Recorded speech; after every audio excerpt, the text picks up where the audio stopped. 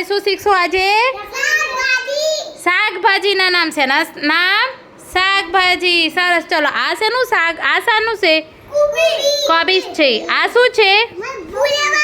ફુલેવર. પછી આ વટાણા. તો આ ચોળી. શું કહેવાય? આ આદુ. આદુ કેવું લાગે?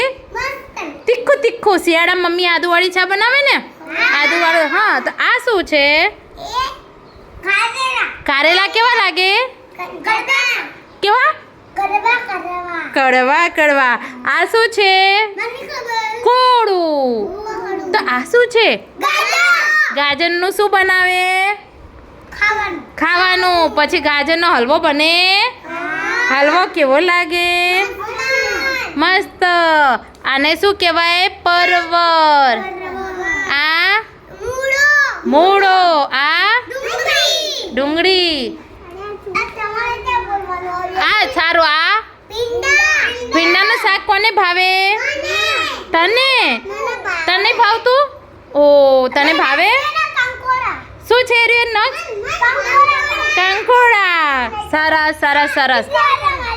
આ મરચા. અને આ શું છે? પાપડી. શું છે? તો આ શું છે? શું? દૂધી.